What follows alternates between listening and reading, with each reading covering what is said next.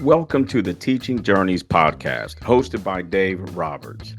Humanity possesses a unique skill, the ability to pass knowledge from one generation to the next.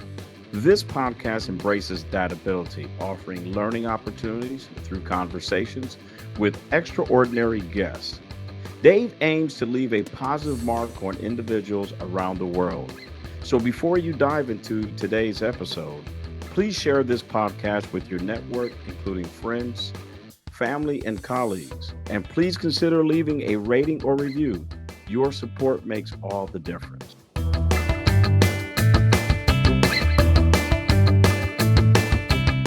Hi, everyone, and welcome to another episode of the Teaching Journeys podcast. I'm your host, Dave Roberts, and today it is my pleasure to have as my guest Debbie Weiss. Debbie Weiss turned to writing in 2013 when she lost her partner and high school sweetheart of 32 years and found herself on her own for the first time in her life. She's the author of Available As Is, A Midlife Widow's Search for Love, about creating a new life and finding hope after widowhood.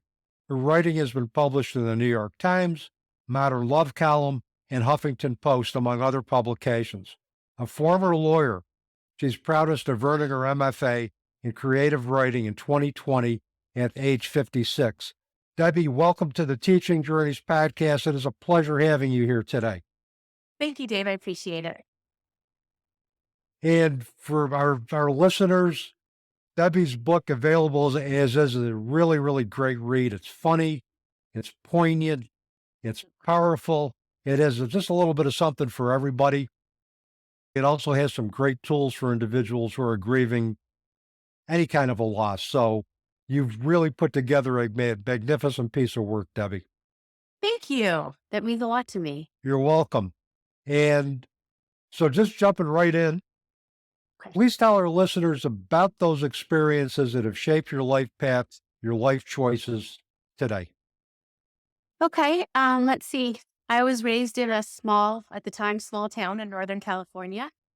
My dad is actually a nuclear physicist, and my life was pretty normal. I'm an only child. It was a pretty quiet life until my mom died when I was 10.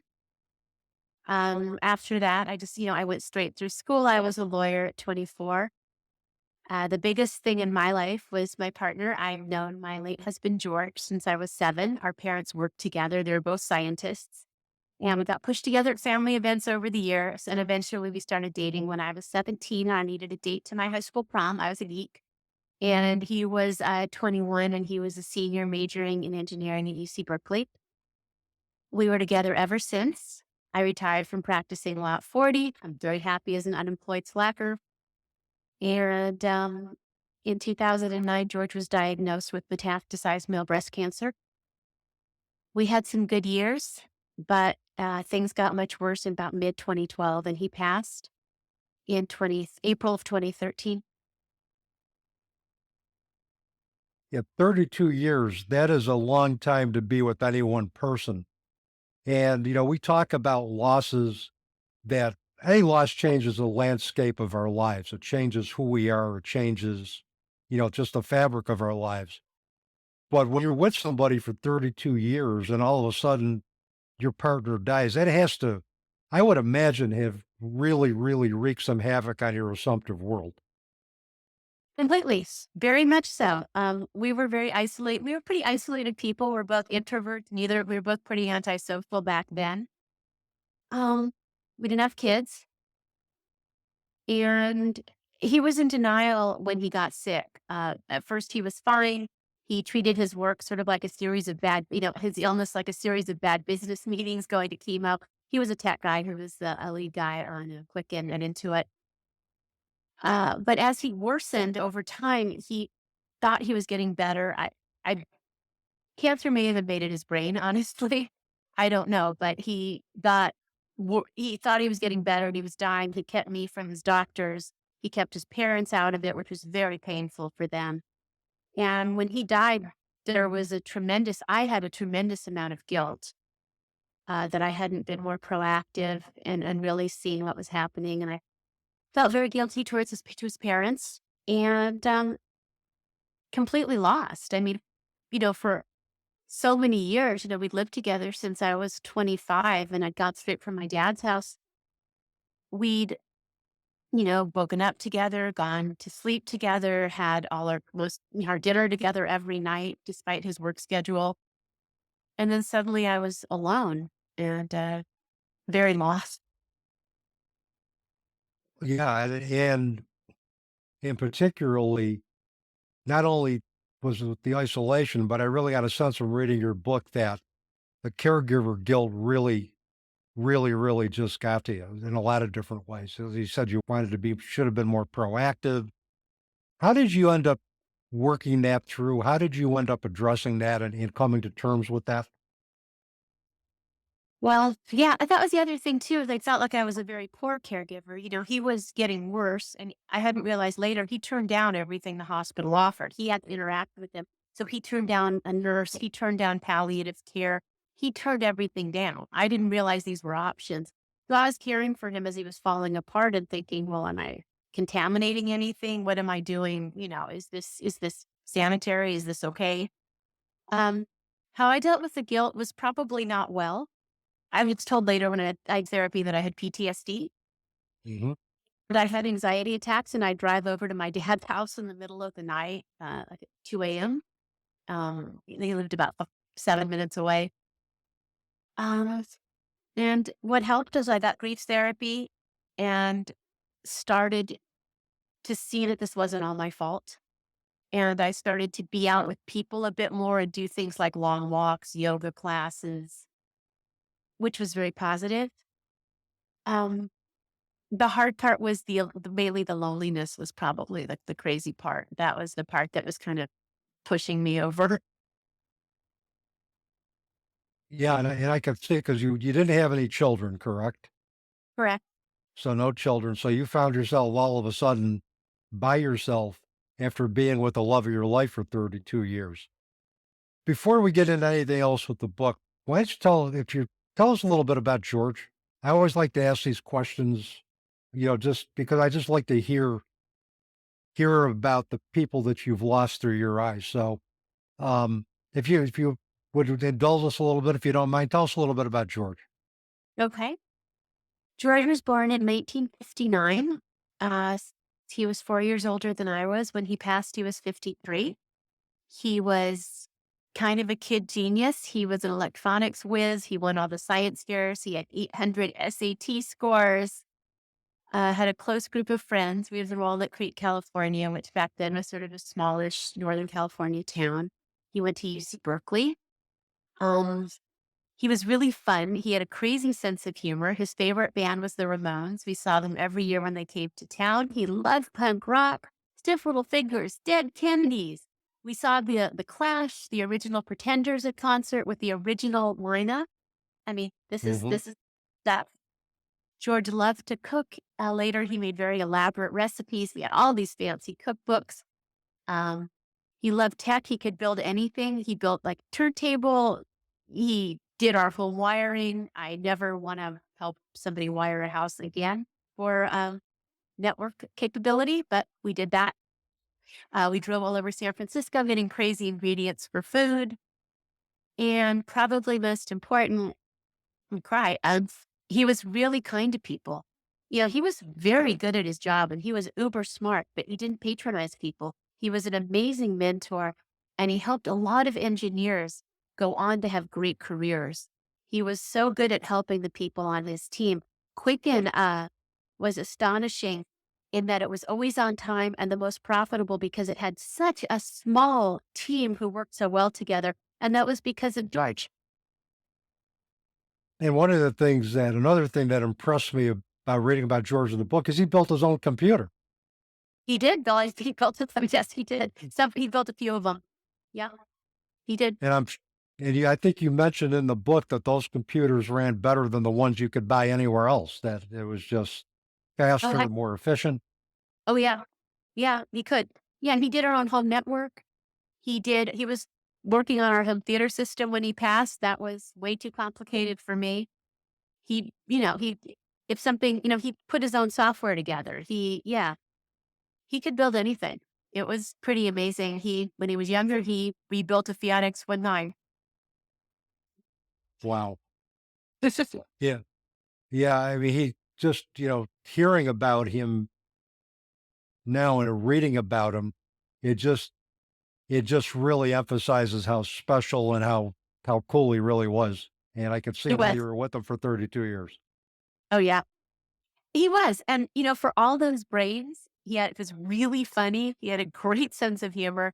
And again, what I just couldn't want to emphasize that he was really kind to everybody and helpful to everybody. He was the guy at work or whoever was struggling with something, he'd pick up the furniture.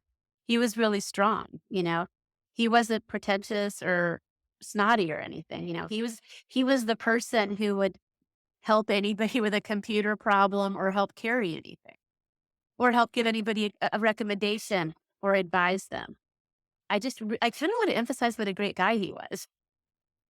Well, it sounds like as talented as he was, it wasn't about him. It was about making those others around him better, being a mentor, having an impact through what he did and what he could do best.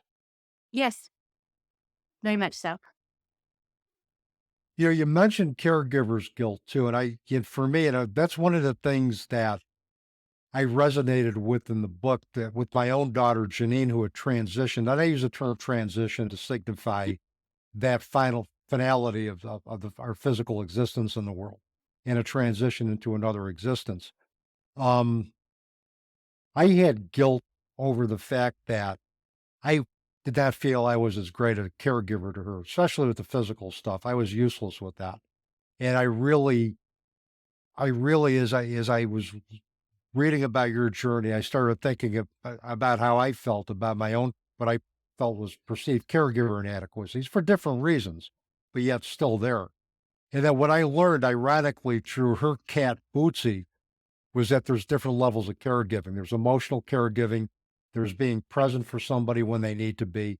It's attending to those little things. And it's not about doing everything well. It's doing some aspects well. And then realizing that to try to hand off other duties, caregiving duties to other individuals who do it better than you. So my cat actually taught me that I wasn't as bad as a caregiver as I thought I was, Mm. but but I still had that guilt. And um and also in terms of the prognosis you got for with his cancer, I know was you saw exactly what the prognosis was. You knew it wasn't going to be a good outcome. And for me, it was the same thing with my daughter. And I resonated at that moment where you got the prognosis and when I got the prognosis, it took me back to that time. So there was a lot I aligned with in your book just from the whole process that we went through. Thank you. I appreciate that. Yeah, I did have a tremendous amount of guilt. I obviously was trained as a lawyer, not a nurse. And what I did realize later that in his denial, George turned down all the kinds of outside care we could have through the hospital or other organizations. He thought he was fine. And he'd always been the dominant one in our relationship. He was 4 years older and super smart. And I was kind of passive back then, not anymore. And so I did have a tremendous amount of guilt because I was caring for him and I'm not a nurse and I was doing things and thinking, well, is this sanitary enough? Is this okay? He wouldn't let me get like a hospital bed. Eventually we got some part-time, a male nurse who was part-time who came in and helped. It wasn't enough, but it was better. Um, but yeah, I had a tremendous amount of issues with the guilt. One of the things that had happened, and this is just something that just occurred to me. And if you want to talk about this, fine. If not, I would understand it. But you had a dream visit from George at some point. Was that where he actually came to you in a dream and you had a conversation? Ah, yes and no. I have had positive dreams about George. My book is a work of creative nonfiction. That was kind of an amalgam of things. That wasn't a Okay. precise thing, but I have had positive dreams about George where he's told me everything's okay, but he has to go away, Mhm. that everything was fine, and he wanted to give me the gift of carrying on. Um, Mhm. these are dreams, so it's more symbolic, but that's what I've taken from it. I also think that that was one of the more powerful moments of the book when you described that, Yeah. because I think for anybody who's grieving and they wonder, well, geez, can our loved ones communicate? Can they come to us in dreams? Can there be some type of not closure to the life, but closure to the event, the cause of death, the events that led up to that? I Mhm. think you can give readers hope, just by, just through that description. To me, that was very powerful in the book when I Thank read you. that. I wanted that I wanted to give George a chance to speak, and I wanted to give a sense of resolution with the guilt. Um, Writing tremendously helped me putting my story out there and finding that there were a lot of people who had the same experience and had to move on and ultimately got past it because, and also, the idea that it's kind of cliche, but you can only do the best you can do. Mhm. And put in these circumstances where we're not our best selves. I was angry. I was impatient. I was on my own. I'm still feel bad that George excluded his parents who could have helped, who had, more resources, but he wouldn't let outside resources in to let people in who were better at this stuff Mhm. and Mm. um, who could have helped because he didn't think he was dying. And so ultimately for me, it was a matter of kind of saying, well, you can do the best you can do and you have to look at your motives. And then from then on, move on. My book, I wrote it in part to offer hope for the idea of getting over that kind of guilt and for moving on to find a new self and a new life. And, Don Miguel Ruiz, wrote the Four Agreements, and he talked about four basic principles that we could live our life by. One of those was always do your best, but in that chapter, he talked about our best can be defined by circumstances. And if you did your best given the circumstances you were dealt with, that was good enough. And so it's like always do your best, but understand that the definition of best is going to be dictated by the circumstances we find ourselves in. And that makes sense. I mean, yes, I could do far better organizing George's estate. That's kind of my skill set than I could do dealing with a dying man who was physically disintegrating and fighting me at every turn in terms of trying to ameliorate that situation. So, Mhm. um, it sounds maybe a little cold now, but at the time it was horrifically painful and I felt terrible. I was falling apart myself. I wasn't sleeping. I had these terrible hives. The doctors couldn't Mhm. figure out what it was. I'm sure it was stress. So I was on prednisone, which is like being on cocaine or something. You're just so wired. Yeah. I mean, Yeah. Yeah. I was kind of disintegrating, and eventually I said we got some help, which helped a bit, but not completely. George wouldn't, do a hospital bed. He was taking a few Vicodin. We probably should have been on morphine. He just worked up until the end. His energies went into work. So up until the weekend before he died on a Wednesday. Up until that Friday, he was coding Quicken. And people at work didn't know he was that sick. When I told them that he died, they were like, we knew he was working from home and he wasn't doing great, but we didn't know he was dying. So he really did this through sense of will. And one thing I had to look at was that he lived how he wanted to. He lived exactly how he chose to live. He chose to be in a chair with his tanks, probably in a lot of agony doing this. Mhm. And it's interesting with my daughter. I wanted to try to get her into some clinical trials because she had a cancer that wasn't a form of cancer that wasn't curable, but she had been diagnosed 3 weeks after giving birth to her only daughter. And oh yeah, and she said, no, I want to be at home with my family. I want to be at home with my significant other. I want to be at home with my daughter. And she lived life on her terms. And she also transitioned on her terms. It took me a while to realize that all of the convincing I could have done in the world to get her to do those clinical trials, to get her to just try one more treatment option, wasn't going to work because she had made up her mind that she lived life on her terms. She was going to transition on her terms. And I had to come to that realization. And when reading about your journey with George, it brought me back to also that moment. I saw some synchronicity, some serendipity with that, some alignment. I understand. Yeah. I see that. I can see that. Yeah. I couldn't. So yeah, he excluded me from his treatment. I found out afterwards he'd had an order in place Mm. that prevented his doctors from speaking with me, which was odd because I'm a pretty confident person. And I was Um, also his next of kin in the sense, I mean, his parents were alive, but if something were to happen, I needed to be informed to make decisions.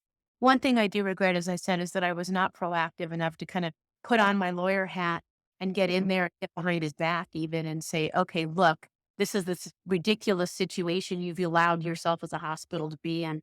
But in a way, it didn't matter because he lived far longer than he was expected to after his diagnosis. He accomplished far more than was expected of him. So his passing was inevitable. I don't think there was anything we could have done differently. And again, he lived as he wanted to, and he really only kind of was really out of it for a couple of weeks. It sounds like he did live the way he wanted to live. Very much so. He died as Mr. Quicken, Yes. which he would consider an honor. Yeah, yeah. Well, I mean, his work was a big part of his life. That's where he left his legacy. Very much so. Let's get into after George's death. I know you went into the world of online dating.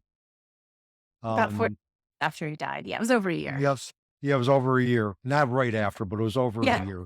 Yeah. Um, that you went into online dating. Um, Tell us a little bit about that experience, what it was like for you. Um, without naming names, what gravitated you to online dating? And let's talk about that for a little bit. Well, so there's kind of two sides to that. I mean, at the most trivial level, it's been 14 months since he passed. I was 50. I wanted to have date again. I wanted maybe to have a partner. I never dated when I was in high school or college. I went from being a geek to having a boyfriend who became my husband. Hmm. And so I wanted to see what the world looked like from a dating perspective. And ultimately, I wanted to have a partner again. I didn't see myself living the rest of my life alone. Um, a deeper level, I was trying to find myself. I was very lost. I don't know how you are, what it's like. I was Mrs. George without George, right? And there's no more Mr. Quicken. I was completely lost. I mean, I didn't know, what do I eat? Couldn't sleep. God, that wasn't happening. I was listening to his favorite music on his very fancy turntable on a stereo system I could barely use in the house that was he had chosen and decorated to his specifications. Hmm. I didn't know, what do I wear? What do I do? My life was him. So I was very much looking to see sort of, well, who was I on my own? Hmm. Hmm. What did you discover about online dating? What would you tell anybody who was thinking of doing online dating under any circumstances after the loss of a spouse? Funny, that's what I was writing. That's what I've written a lot about. One thing I would say is do not date until you have found yourself. Dating is not a good way when you're looking to find your true self because, second piece, the online dating world is pretty flipping nasty. And I would say, especially so for women. Um, I mean, the short answer, there's a hell of a lot of schmucks out there. It's probably not worth your time. But although ultimately I did find my current partner of 5 years online. So there is that persistence. But for someone who's looking to do this after being widowed or losing their partner, I would say find yourself before you start online dating and have another life in place. That dating isn't a substitute for a full and rich life with friends and hobbies and activities and other kinds of love and support, because it can be really hostile and enervating and weirdly enough surreal. This is where I started writing because I couldn't believe these people existed in the real world. Yes.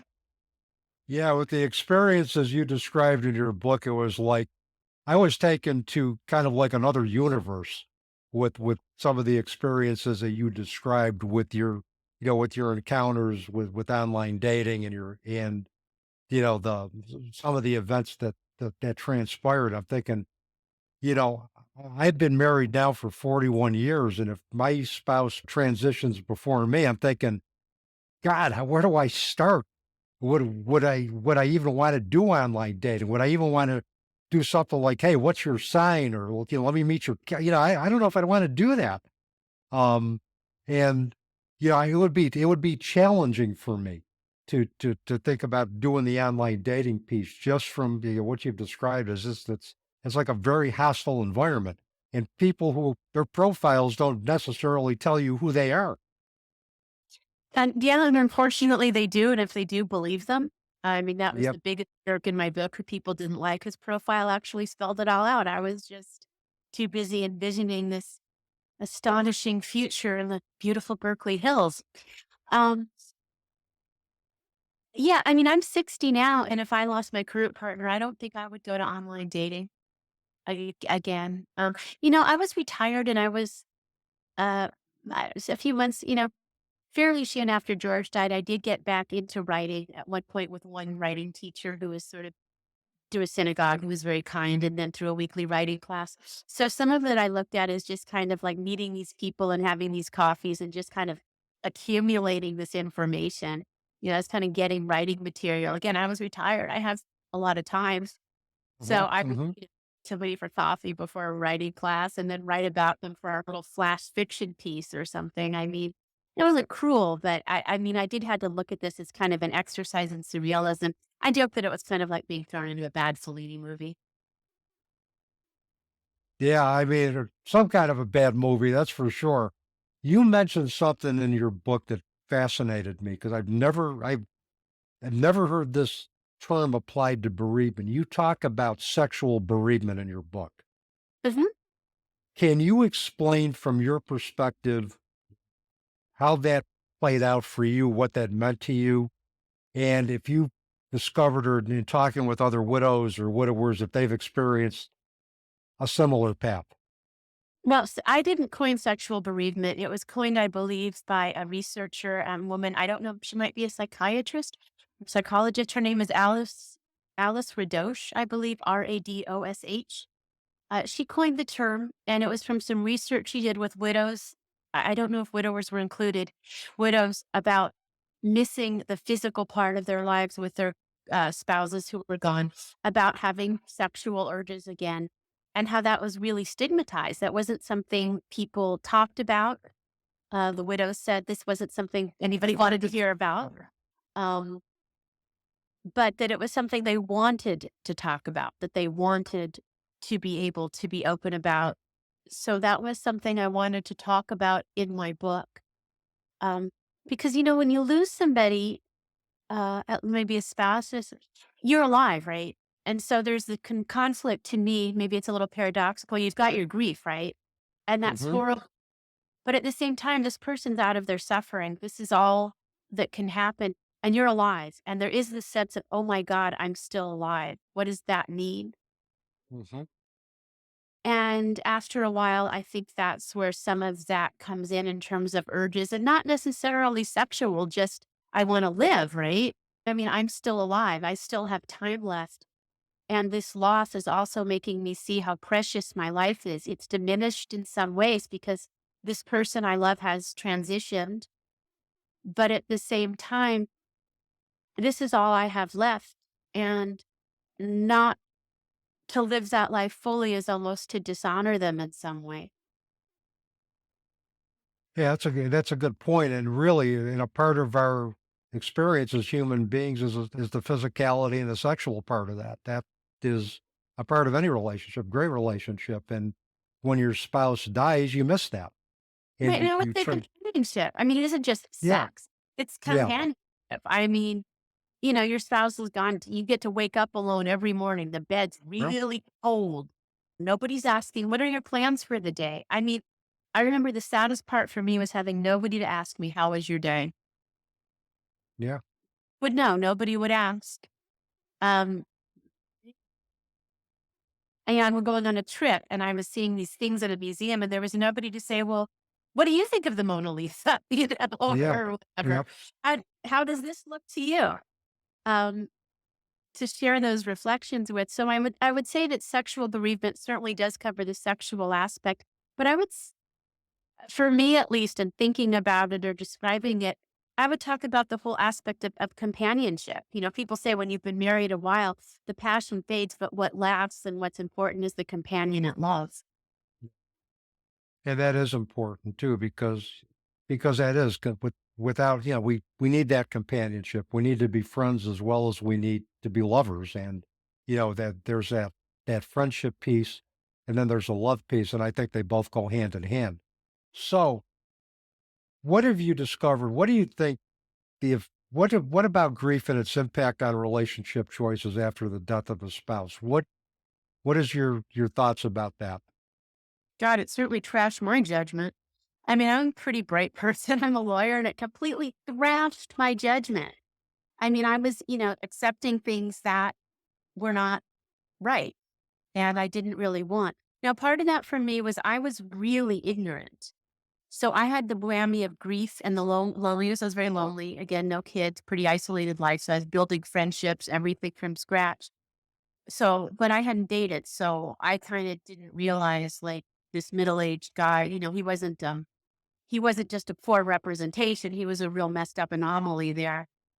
But I think grief can impact our choices because we don't want to be alone, right? Being alone with those feelings can be terrifying. Um, and the best thing to say when things are terrible is to obviously with a friend, someone to talk to, someone to be with. Waking up alone every morning, every day at 3:30 and not being able to go back to sleep is pretty gruesome. I'm not a partier. I like to be home at night, but I would, if I was dating someone and we were out late at night, great. At least I'm not home.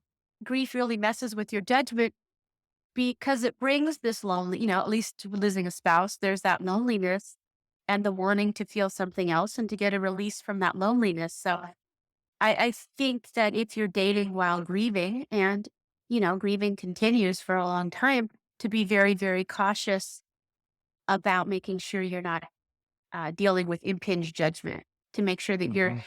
dealing with that your judgment is in place and you're not settling for things just because you're lonely or wanting to escape your feelings.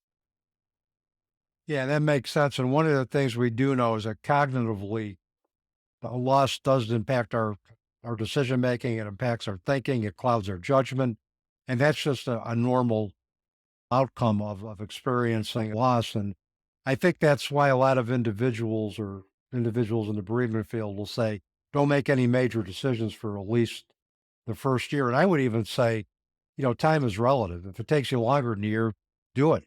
Just make that decision when you're ready. But I think that's one of the reasons that individuals who are in the bereavement field will caution newly bereaved individuals not to make major decisions in their life right away. I agree.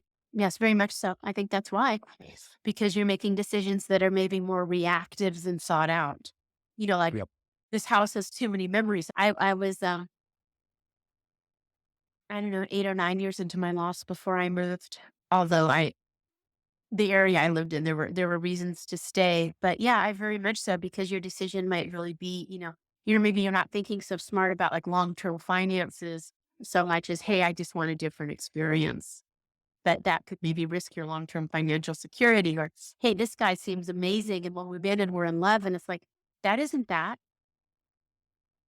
So, what are some suggestions you have for men or women and women who are looking to re-engage in life and re-engage in life with a partner following the death of their spouses? What suggestions do you have for those individuals? First of all, wait until you formed a new self. Wait till you feel strong. 14 months really wasn't enough for me. At that point, making friends was good, but dating probably not. Or certainly probably should have been at a much more trivial level. Um, by the time you date, you probably should maybe have some idea what you want. Do you want to have fun? Are you looking for a friends with benefit? At what level are you wanting to re-engage? Do you want to be married again? That type of thing would be another issue. Also, have a full life. I mean, dating isn't the only way to um, find engagement and be with people or find help. For men, please learn how to run your washing machine, your dishwasher, take yourself to medical appointments. You aren't looking for a substitute nurse or wife here, but, looking for Mhm. someone and a genuine partner, for women, respectfully. And I had to do this, figure out your finances, that type of thing, and how you want to live on your own. For me, the most helpful things, um, was when I stopped looking so much at dating and started to look at engaging in general and taking the things that I loved and making them things I did with other people. For example, from walking, I joined walking groups and hiking groups. And then my weekends were very full with this great hikes. And I was engaging with both men and women in a non-dating, much, I don't know what to say, a much more natural, organic kind of situation. My writing, I joined a writing class and a writing group. Now, you're not going to meet the volume of people you'll meet online, but I would say it's very important that dating is a reasonable piece of the pie of how you're re-engaging. It isn't a disproportionate piece Mm. because it can go, it's so unpredictable. Yeah, it is. And I saw where you started to get to the other side of your grief after the transition of George, is when you started engaging with groups, with men. And you had men friends, you had women friends, and you were basically, to me, and you can correct me if I'm wrong, you were comfortable being with yourself. At that point, And yeah. Yeah. you were. And that's, I think, I think you started recreating a world that reflected your new reality without George. Yes, very much so. And a world that I wanted to live in and could see myself living in. Hmm. And that's where the power of choice comes in, the power of just exercising our free will to create that world if we want to live in after catastrophic loss. So, all right, one last question, and this is going to give you an opportunity to promote yourself, promote your services, promote your book. People want to get in touch with you, purchase your book, find out more about what you got going on. What's the best way for them to do that, Debbie? If you want to buy my book, the optimal way, my book is called Available As Is, A Midlife Widow's Search for Love. The best thing you can do is order it from your local bookstore. My local bookstore here in Benicia has been amazing to me. If you'd like to buy my book and like me, you don't like to leave the house, it's on Amazon where it's gotten some decent traction, available as is. If you want to talk to me, and I don't my service, I'm a volunteer memoir teacher. I teach writing for fun. I'm a yoga teacher, so I'm teaching writing and yoga. But if you want to find me, my website is Debbie Weiss Author. Now, the confusing part, bear with me on this. There is another Debbie R. Weiss out there. She is a brunette. I am a blonde, but we are both Jewish widows. So please, I am the California Debbie Weiss. She's New Jersey, and her website, she's got brunette hair and glasses, and my website has me standing on a beach. So Debbie Weiss Author is how to find me. I'm on Facebook as Debbie Weiss. I'm on Instagram as Debbie Weiss Author, I believe. I'm on TikTok, but I don't go there because it's creepy. And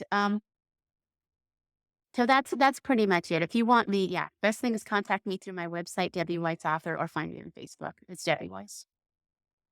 And I'll make sure, Debbie, I have all that information in the show notes, the video details when it goes on YouTube as well. So with that, it was a pleasure having you on the podcast.